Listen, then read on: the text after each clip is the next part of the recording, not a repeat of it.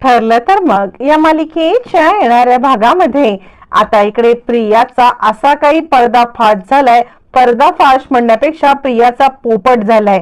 ज्या वेळेला इकडे प्रियाने महिपतच्या इथे जाऊन ज्यूस मागितलंय तेव्हा नागराजने तिला ज्यूस दिलेलं नसून तिला दिलेली असते ती म्हणजे दारू, आणि प्रियाला ती दारू तेव्हा चढत नाही ज्या वेळेला घरी येते तेव्हा दारूच्या नशेमध्ये आता प्रिया असं काही बरळते की या सगळ्यामध्ये अश्विनला या सगळ्याचा इतका धक्का बसतो आणि सगळ्या सत्याचा उलगडा होतो।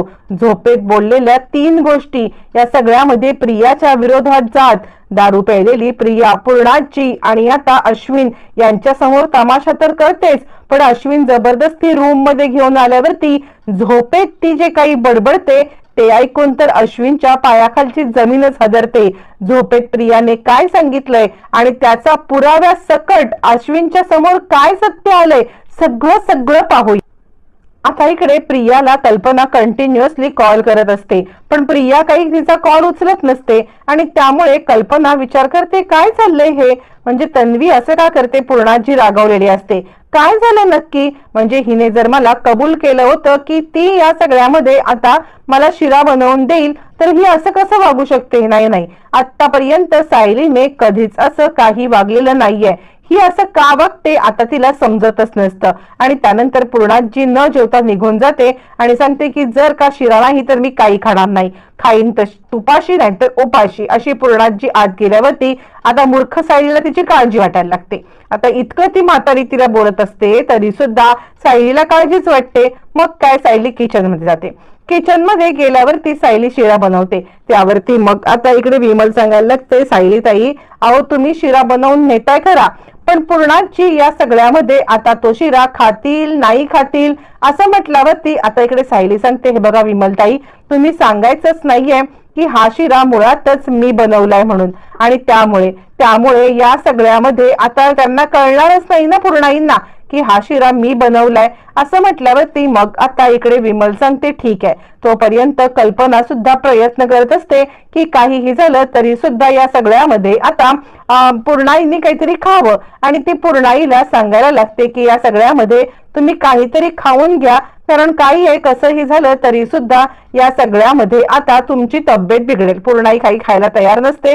सायलीने शिरा बनवल्यावर ती प्रिया येते, हे बघ प्रियाचे डोळे तारवटलेले असतात, प्रिया या सगळ्यामध्ये दारू चढलेली असते, तिला कळलेलं असतं की आपल्याला या सगळ्यामध्ये आता म्हणजे चढलेली आहे किंवा तिला काहीतरी विचित्र वाटत असतं, पण ती इतका विचार करत नाही आणि डायरेक्ट तशीच येते।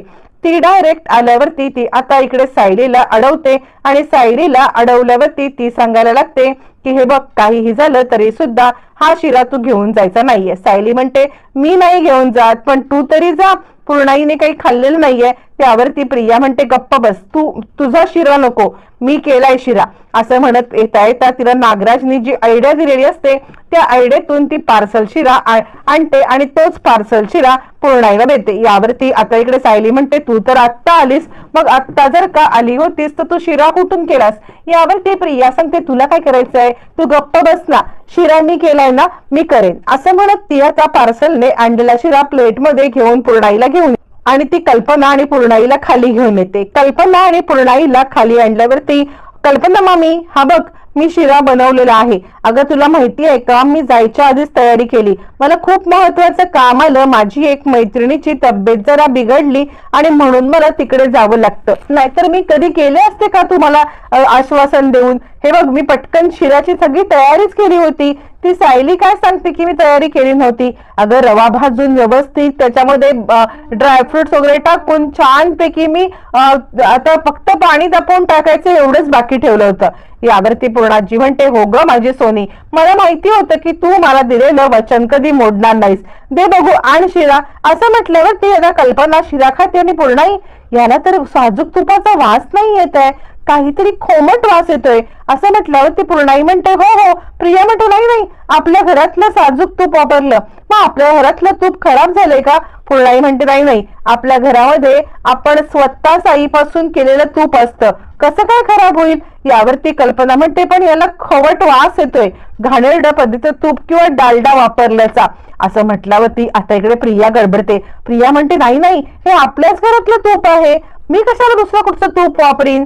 यावरती मग आता कल्पना म्हणते, पण याच्यामध्ये ड्रायफ्रुट्स वगैरे पण नाहीयेत, फक्त बेदाणे आहेत, काजू बदाम कुठे?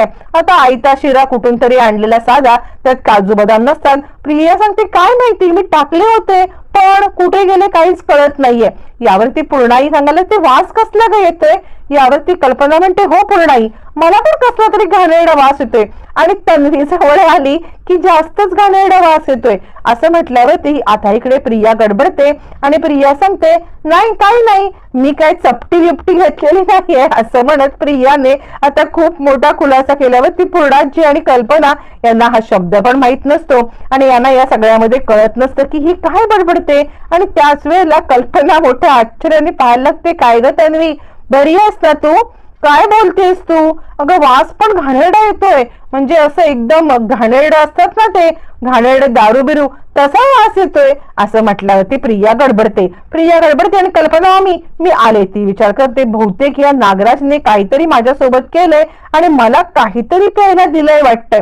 असा विचार करत आता प्रिया ताबडतोब आपल्या रूमवर जाते. आता इकडे कल्पनाला जरा डाऊटच येतो, काय वापर नाही, ही अशी का धावत गेली? असं म्हणत आता इकडे कल्पना पूर्णाईला विचारते. कल्पनाला पूर्णाई म्हणते, मला पण नाही हो कळलं, आणि तू म्हणतेस ना वासाचं, तर मला पण असाच घाणेरडा वास आला. आणि त्यात तन्वी काय बोलून गेली? असं म्हणत दोघी जणी त्या दिशेने पाहायला लागतात. तोपर्यंत प्रिया आता नजर चुकवत ती आपल्या रूम मध्ये जायला निघते. ज्या वेळेला ती रूम मध्ये जायला निघते त्यावेळेला आता इकडे कल्पना आणि पूर्णाजी एकमेकीकडे पाहत नक्की काय झालंय म्हणून आता तिच्या रूम कडे जायला निघते. तोपर्यंत प्रिया रूम मध्ये येते आणि आता रूम मध्ये आल्यावर ती वेड्यासारखं काहीतरी बडबडायला लागते.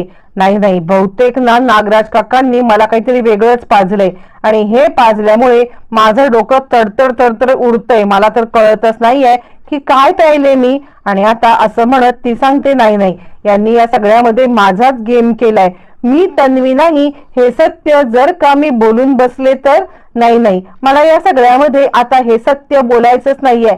काय करू? मला आता खरंच इकडून पहिलं गप्प बसायला पाहिजे, तोंडाला पट्टी राव प्रिया, काहीतरी बडबडतेस तू. असं म्हणत प्रिया, आता मी तन्वी नाहीये, सायली तन्वी आहे, असं काहीतरी बडबडायला लागते. इकडे अश्विन समोरच असतो आणि काय चाललंय हिचं, ही काहीतरी वेगळंच बडबडतीये का, नक्की काय चाललंय? असं म्हणत अश्विन आता या सगळ्यामध्ये तिला विचारायला लागतो, तन्वी काय झालं? प्रिया म्हणते, काही नाही अश्विन, मला काही नाही झालंय. असं म्हणत प्रिया आता मुद्दाम या सगळ्यामध्ये आपल्याला काही नाही झालंय, आपण नॉर्मली ऍक्ट करतोय असं दाखवण्याचा प्रयत्न करत असते. पण त्याच वेळेला आता मात्र इकडे अश्विनला डाऊट येतो. प्रिया म्हणते, अश्विन मला खूप झोप येते, मी आता झोपती आहे. असं म्हणत अश्विन या सगळ्यामध्ये आता बोलत असताना ती झोपायला लागते. ती ज्या वेळेला झोपायला लागते त्यावेळेला अश्विन विचार करतो, काहीतरी गडबड आहे, ही या सगळ्यामध्ये आता काहीतरी लपवती आहे. मग आता अश्विन तिला एवढा विचार नाही करत, असेल काहीतरी असं म्हणत अश्विन सुद्धा झोपी जातो. पण ज्या वेळेला अश्विन झोपी जातो त्यावेळेला प्रियाला काही झोप येत नसते. तिच्या डोक्यात असतं की माझ्या तोंडून काही निघालं तर, मी या सगळ्यामध्ये काही बोलले तर, आणि काही बोलून या सगळ्यामध्ये पटकन आता अश्विनला समजलं तर, नाही काय करू, तिला खरंच गोष्टी समजत नसतात आणि ती एकदम गडबडलेली असते. त्याच वेळेला ती आता झोपेत सारखी इकडे तिकडे करते, नाही मी तन्वीच आहे, सायली नाही आहे तन्वी, मी तन्वीच आहे, तुळशीपत्र माझ्याच पायावरती आहे, हो माझ्या पायावरती तुळशीपत्र आहे, मीच आहे तन्वी किल्लेदार. एक ना 100 गोष्टी आता ती अशाच बोलत असते आणि तिला या सगळ्यामध्ये ही अशी लुडबुड करताना पाहताना अश्विनला आता जाग येते. काय चाललंय नक्की तन्वीचं असा विचार करत तो इकडे तिकडे पाहायला लागतो.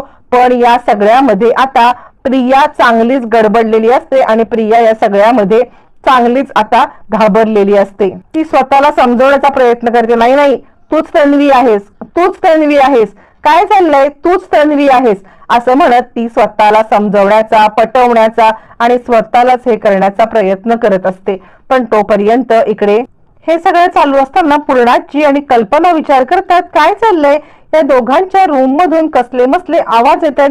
कल्पना म्हणते, चला पूर्णाई आपण बघू. असं म्हणत कल्पना आणि पूर्णाई या दोघांच्या रूम मधून कसला आवाज येतोय म्हणून पाहण्यासाठी ज्या वेळेला रूम मध्ये येतात तर रूम मधली सिच्युएशन काहीतरी वेगळीच आहे. प्रिया बोलत असते, मीच आहे तन्वी, मला कोण नाही तन्वी म्हणणार, मीच आहे तन्वी असं म्हणत प्रिया आता वेड्यासारखी बडबडत असते, मीच तन्वी, मीच तन्वी. आणि हे सगळं बोलत असताना ती आता वेड्यासारखीच करत असते. बरं आता हे सगळं चालू असताना अश्विन म्हणतो, काय झालं, तू दारू प्यायलीस असं म्हटल्यावर ती अश्विनला लगेचच डाऊट येतो, नाही नाही या सगळ्यामध्ये हिने दारू प्यायलेली आहे. अश्विन म्हणतो, तन्वी तू दारू पितस आणि त्या कारणासाठी बाहेर गेली होतीस. यावरती मग आता प्रिया सांग, अश्विन मी दारू प्यायला नव्हते गेले, मी खरं तर महिपतला सांगितलं होतं मला ज्यूस दे, महिपतने मला बहुतेक दारू दिली असेल. यावरती अश्विन म्हणतो, काय बडबडतेस, महिपतकडे का गेले, तन्वी काय चाललंय तुझं. तोपर्यंत पूर्णाजी आणि कल्पना दाराबाहेर येऊन हे सगळं ऐकत असतात. रूम मध्ये कसं यायचं नवीन लग्न झालेल्या जोडप्याच्या, म्हणून दाराबाहेर थांबतात. पण दाराबाहेरून सगळं ऐकू येत असतं. आणि आता तो म्हणतो, तू महिपतकडे का गेलेलीस. यावरती प्रिया सांगते, सेलिब्रेट करायला महिपत शिकरेला नवीन वकील सापडलेली आहे आणि ती दामिनी देशमुख, त्यासाठी महिपत आणि नागराज तिकडे होते. मी पण गेले, मी म्हटलं होतं की मला ज्यूस द्या, पण त्यांनी मला ज्यूस नाही दिलं, तर या सगळ्यामध्ये त्यांनी मला दिली ती म्हणजे दारू बहुतेक, आणि ती दारू मला चढली असं म्हणत इकडे आता प्रिया दारूच्या नशेमध्ये नको नको ते सगळं बोलत असते. आणि प्रिया पुरती आता या सगळ्या गोष्टीमध्ये अडकलेली असते.